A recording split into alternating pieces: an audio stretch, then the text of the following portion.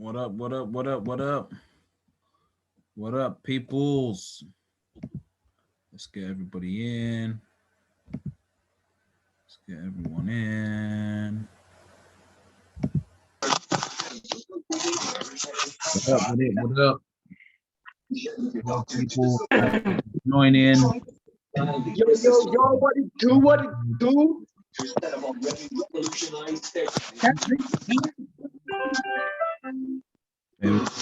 Nobody likes to write home to a gym. Make sure you're always cozy. When you're smart enough to go home with more God energy, you can control your heating remotely with your phone. The two combined, smart new home and help make it more energy efficient. Madeline, show me your apartment, man. Show us your apartment. People want a tour, bro. People want a tour. I'm a Georgia.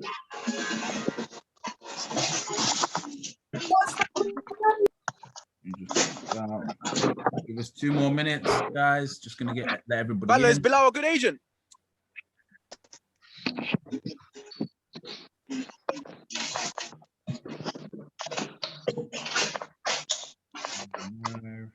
Fadlan.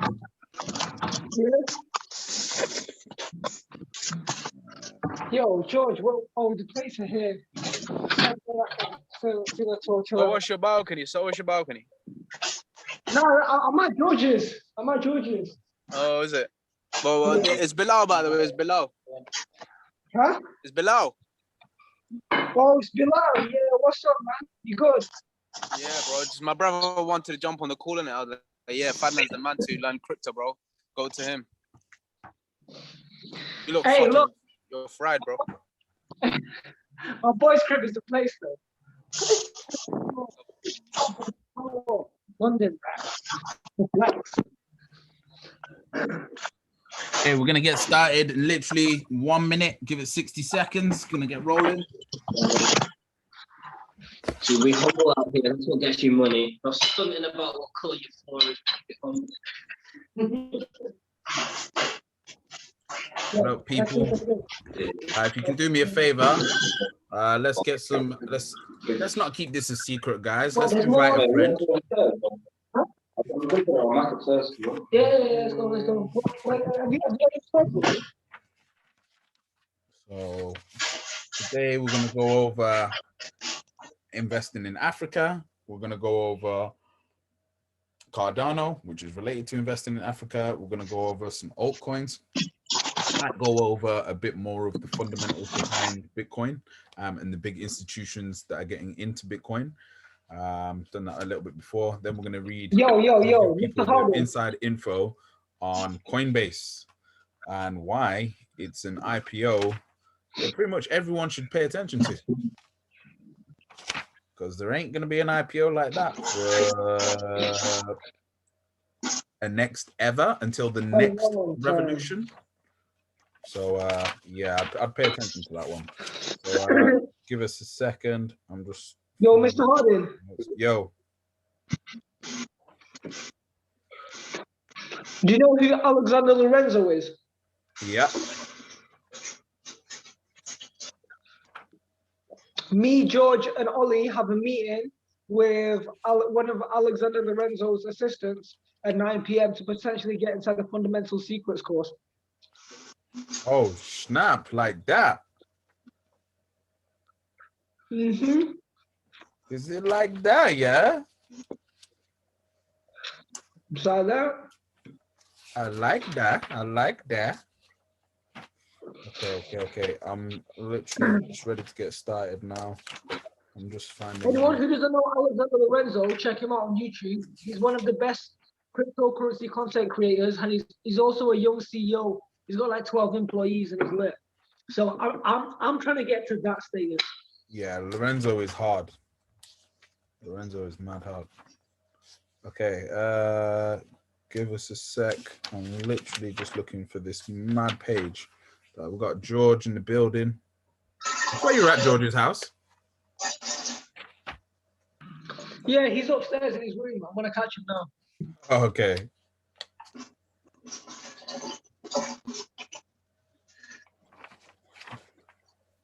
Okay, that's the first page that I've got on Cardano. I got like 10 pages of notes on Cardano. I'm everywhere. Okay, I might have to do a little bit more Cardano off the dome. Can't find the exact page. Loving the new cut, Michael. Yo, thank you, bro. I had to just shape it up a little. You know what I mean? I was getting a little bit dusty. It was one of them ones. So you know, I just gotta keep it fly. Let these people know that I'm not just a street player. I can do this corporate look as well. You know. 100%. That's killer. wait, you're gonna have to tell me as well. Yeah, well, Cold killer. I've got this on. Can't be flexed out here. I know you can do the corporate flex. Oh, 100%. 100%. 100. All right, cool. So let's do this. Let's chop this up. So today, Africa, Cardano. Oh, we've got Terrell, my boy Terrell, jumping in.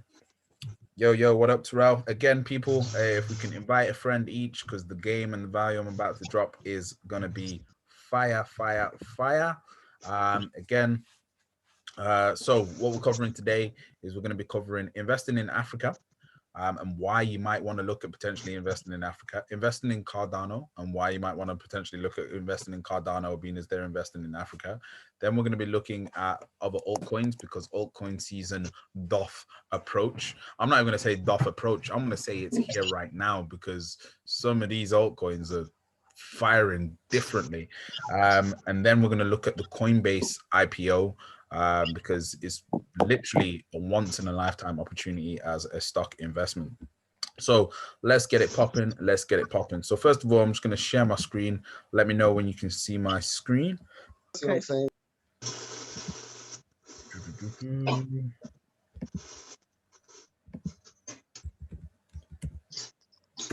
Okay, hold up.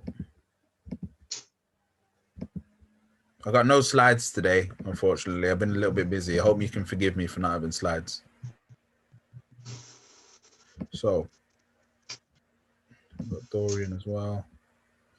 Okay, you can see my Facebook, yeah?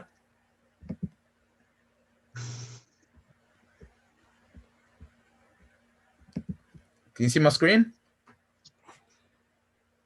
Yeah. Okay, brilliant. Okay, cool. So hopefully if you can see this fully, you can see a little breakdown of the top 20 mega cities in the world. Now, Animated Stats, they get their information from United Nations. Now, this is projected for 2030, the top 20 mega cities. Now, we've got Delhi, which is going to overtake Shanghai, and well, Tokyo's number one at the moment, but Delhi's going to overtake.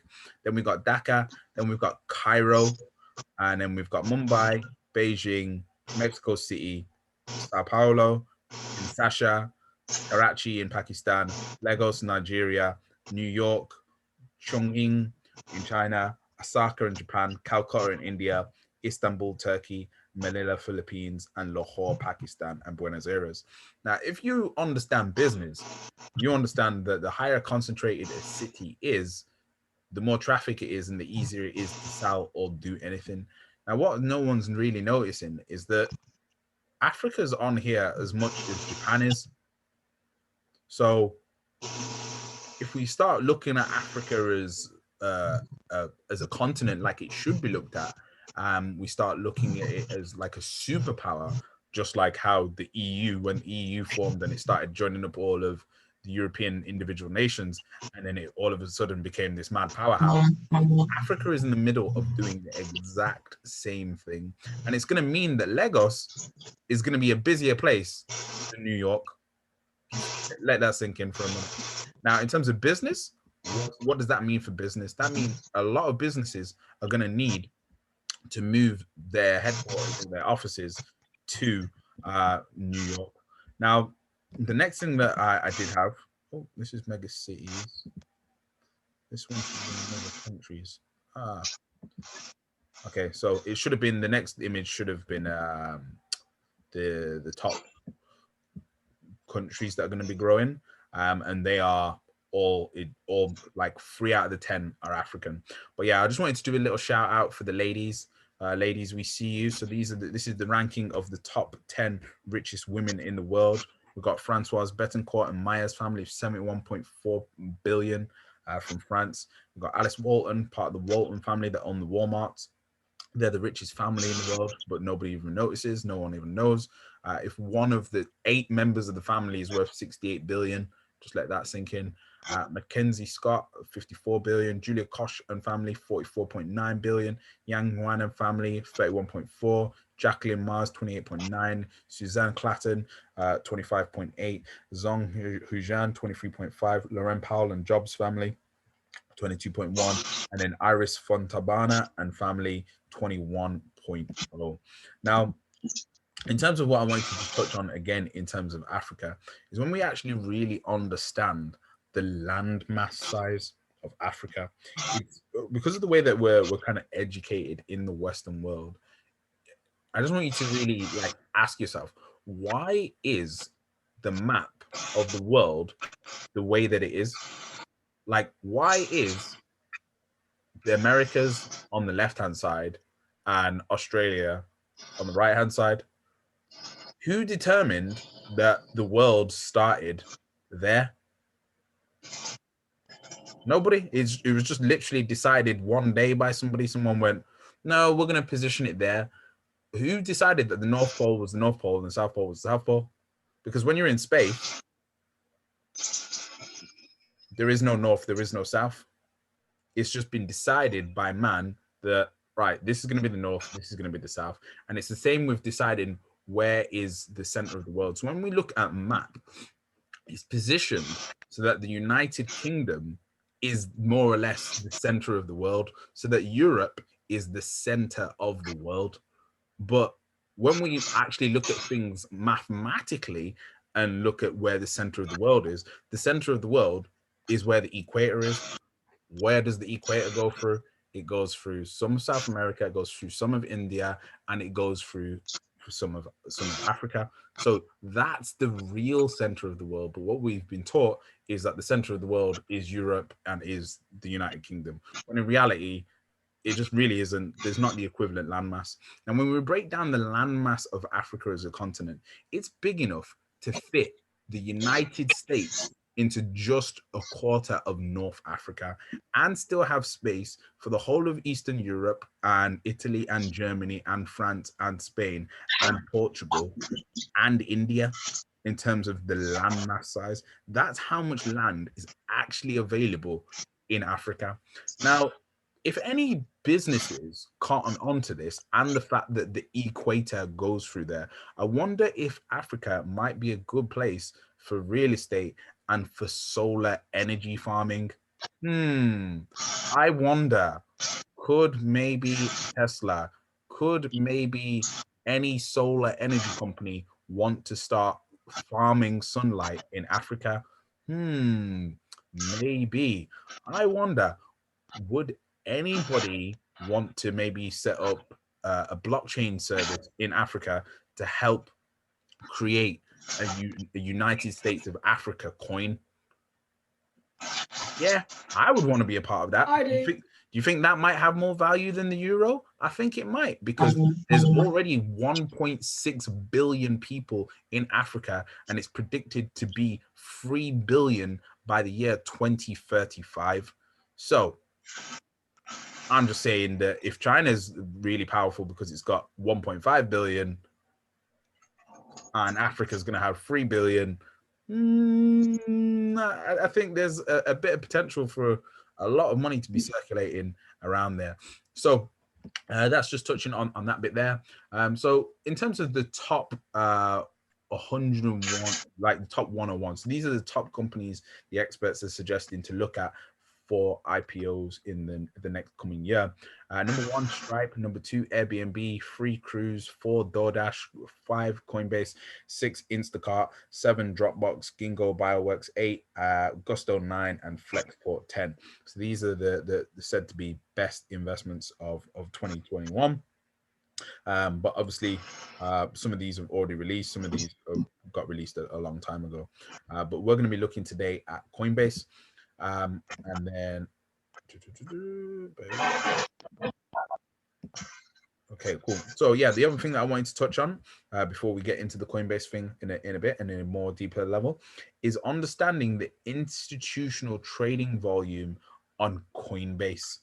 Now, this is very important to get your head around. Why is this? It's because it's going to make you understand that this bull run that we're about to go on and the money that is in the crypto space now isn't retail traders. Just like the big pump and dump that we saw on GameStop, a lot of people thought it was retail, the everyday normal person. It's not. It's actually the big institutions. So we can see here the little blue square. This is the amount of money that's been put into by institutions in just Coinbase alone. Just Coinbase alone. This isn't even including all the other platforms. So let's have a look at let's have a breakdown. Q3 2019, just 16 billion was put in. Literally a year later, 27 billion. Q4 2019, we had 9 billion put in. And then that's jumped all the way up to 57 billion. You ask me, you ask yourself, does that mean that maybe the institutions have a little bit more confidence in Coinbase, in cryptocurrencies, in just the whole crypto market space? I think so. Now, why is this important? This is important to take note of because how does the value of a stock go up? It goes up based on a speculative idea that a platform or a website or a company is worth more. If this is the amount of money being put in by institutions, is it potentially going to be worth more if this 57 billion that's been put in is put into, let's just call it not even any crypto, let's just say Bitcoin alone, right? Let's say just 57 billion was put into Bitcoin by Coinbase, by institutions. That value of that 57 billion, is it going to go up in the next year, 2 years, 3 years, 4 years? Of course it is. Has it got the potential to potentially double, triple? Of course it is. So that 57 billion is already going to rise to at least 150 billion from that one investment in one quarter by these institutions. So what about the other coins that aren't even doing 100%, 200%, that are doing 1,000% in a year? That hypothetical scenario means that 57 billion times that by 1,000%, that's almost 5.7 trillion. That's the difference that we're looking at here, is the amount of money that Coinbase can actually grow to, the size that it can grow to is actually infinite. It's completely infinite. There is no cap. There is no limit on the amount of money that the Coinbase platform can grow to. And there's never been a time or an opportunity for normal everyday people to be a part of something like this. But again, I'm not a financial advisor. All investments come with risk. Please do your own research. So let's get into the next part of what we're going to be looking at today. So again, something that I was wanting to just kind of share, which really stood out to me, is the amount of millionaires that were actually created in the pandemic. Now, in the US, there was actually a net change of 2.25 million millionaires created in the pandemic. In China, 1.2 million millionaires were created. In Switzerland, 246,000 millionaires were created. But despite everything that happened in the world, 5.6 millionaires were created in a single year. Do we think? Yo, sorry, Mr. Harding, could you mute some mics? Because yeah. Mics, hold up.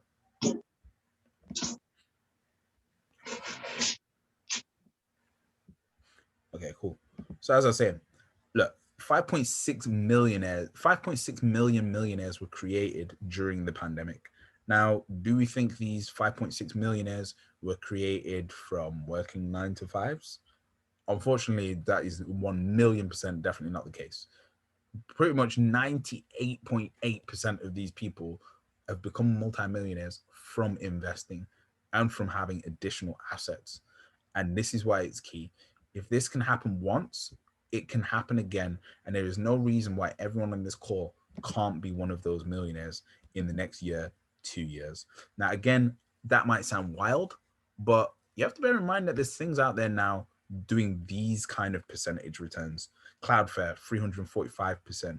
Schrodinger, 365%. C Limited, 394%. Zoom, 395%. Peloton, 434%. Fiverr, 730%. Tesla, 743%. Now, just ask yourself, if it's happened once, can it happen again? People are very speculative and think that this last year was a one-off. I myself personally think it wasn't.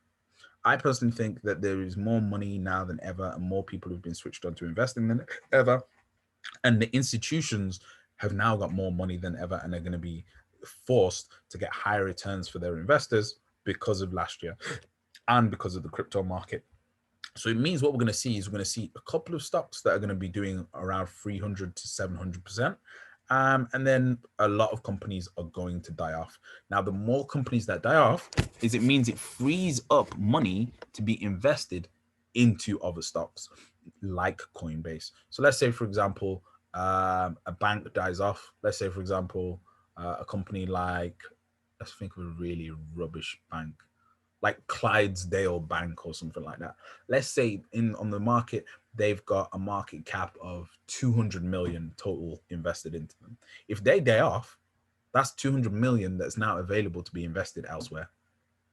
Now ask yourself this: how many businesses possibly disappeared last year? How many businesses went bust? How many businesses probably disappeared from the stock market? That's a lot of money that is now waiting to be redeployed somewhere. So this is why I'm a strong believer that there's a lot of money to go around. So what we're going to do now is we're going to just quickly have a look at Cardano. Now, some of you may know about Cardano, some of you may not know about Cardano. But what we're going to do is we're just going to do a quick look on... Bear with me. We're going to just take a quick look on CoinMarketCap. Oh, cheeky one there for you that I've been looking at. Orion Protocol. Shout out to... Oh, my screen stopped sharing. There we go. Is my screen still sharing? Oh, no, hang on a sec. Let's minimize that. Wait.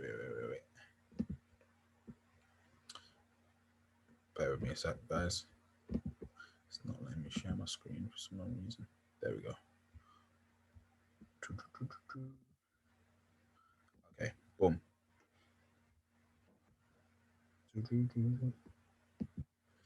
Okay, so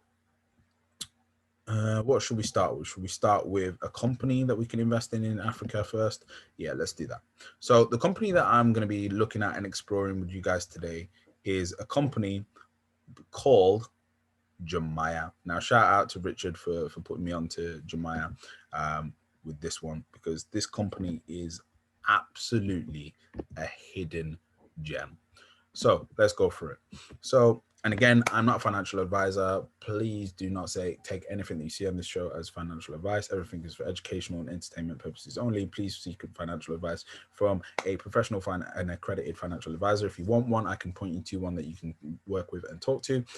All investment comes with risk. If you're unable to mitigate the risk, please do not invest.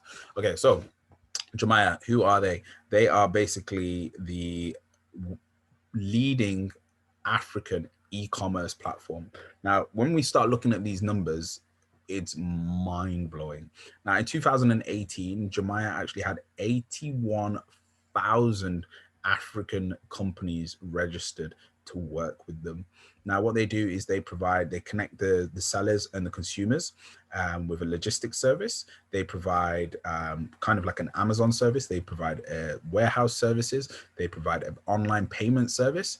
But we're going to get into it there. So these are the two CEOs of Jumia, the two co-founders. One of them is South African, so don't get it twisted, because I know people will be like, oh, but they're not black, they can't be African. Yes, they can. Elon Musk is African, but you didn't know that. So he's from South Africa. So Jumia is leveraging technology to improve everyday life. So providing new services for people and enabling SMEs to grow. So SME is a small, medium enterprise and creating sustainable impact. So what is their actual reach at the total potential reach? Now, Jumia currently has 1 transaction or lead every 2 seconds, and it helps over the 15 million SMEs and merchants in Africa and the 1.2 billion people that are in Africa. Now, out of the 15 million, they've only managed to penetrate through to 81,000. That's not even 1%. That's like, if anyone's good at the maths, can someone work out the maths on that? What is 81,000 of 15 million or even of 1 million? What percentage is that? But yeah, there's just a dumb level of penetration left to go. So what services do they provide? They provide the platform for people to buy a phone. Now think about this. For us in the Western world, buying a phone is like, we take it for granted. Now in Africa, buying a phone isn't something that's like a game changer for a village. If a village has a phone, that village now has the ability to buy things, to sell things. It creates commerce, it creates industry, it creates platforms for education, just having one phone in a village. It allows a village to start investing in cryptocurrency. Imagine you're a villager and you get access to, the whole village pulled all of its money together and got some Ethereum last year, thanks to Jumia being able to give them a mobile phone that let them get on the internet. And they bought 1 Ethereum token for 120 last year. That's the impact that having a mobile phone makes that we take for granted.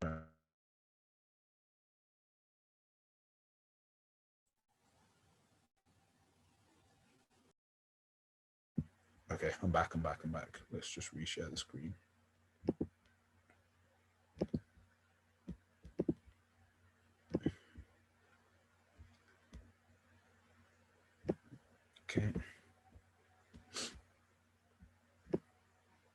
Okay, so how big is e-commerce in Africa?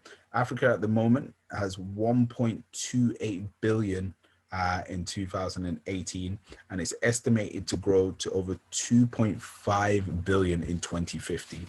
So my number was off just a little bit. So the population is 1.28 billion and it's going to grow to 2.5 billion. And the average age is 20 years old. Let that sink in.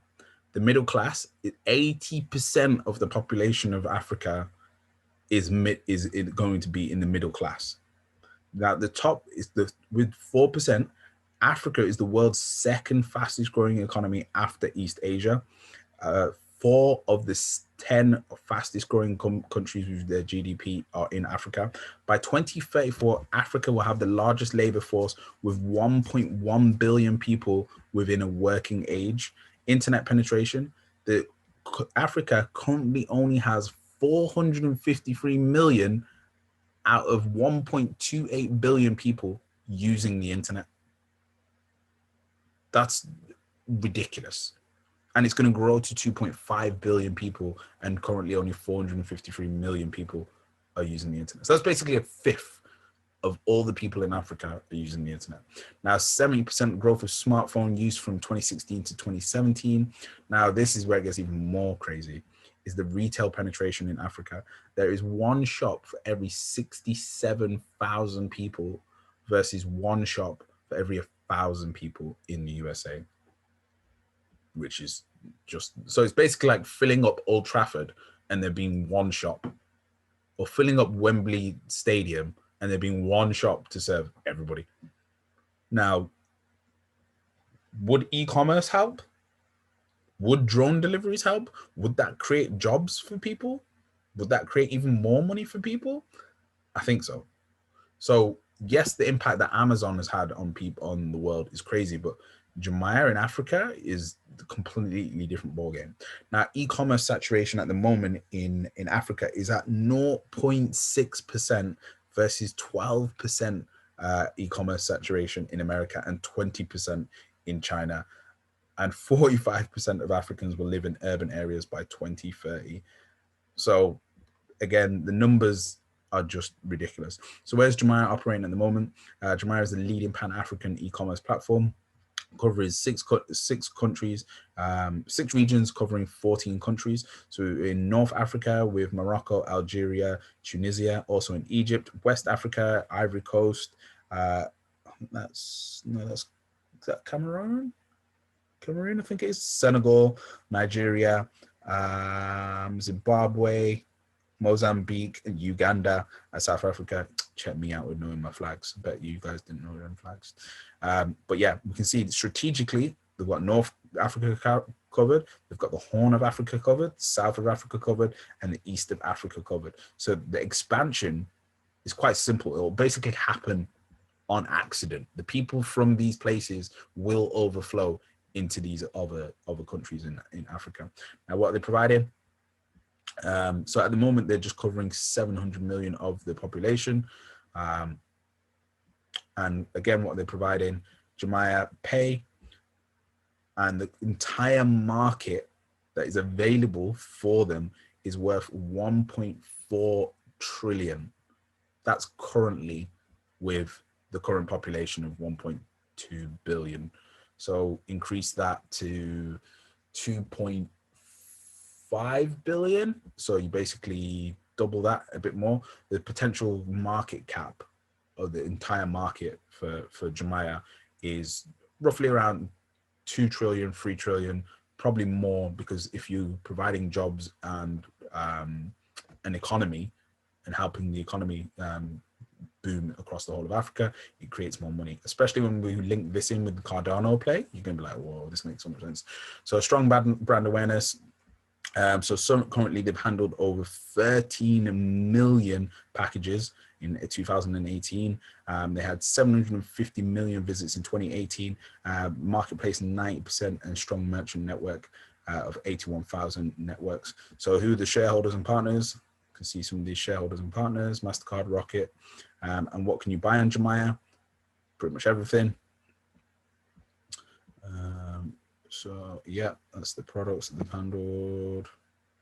So what we're going to do now is we're going to look. 54% of the transactions were done in Africa using Jumia Pay. What does it allow people to do? Card payments, mobile money, money transfers and cash, bank transfers, cash on delivery, and act as a payment gateway for rapid payment processing and high security, which again in Africa is a massive, massive opportunity. So what they're aiming to do, change the perception of Africa and just help with a lot of shit. So who's recognized them? Bloomberg, United Nations, BBC, CNN, Wall Street Journal, Wired, TechCrunch. And again, if you're thinking, oh, the CEOs are white guys, don't worry about that. We're here for everybody to win. We're not racially biased and only want a certain race to do well. We want everyone to do well because we are the human race. But we can see they've got people that are representative from the individual countries in Africa representing. So incredible team that they've got here at Jumia. Amazing, amazing, amazing. So let's look at some of their results.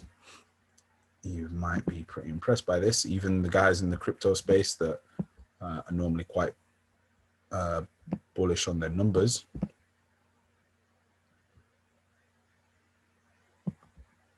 So we can see in the last 52 weeks, 1,362%. So 13x return you would have got in the last 2 years, 17x return. And does it have the potential to do more than that? Yes, most definitely. Let's have a look at the technicals on it, and then we'll get Ninja on to start talking about Cardano. So let's just get, oh, I need to add it to my actual main portfolio.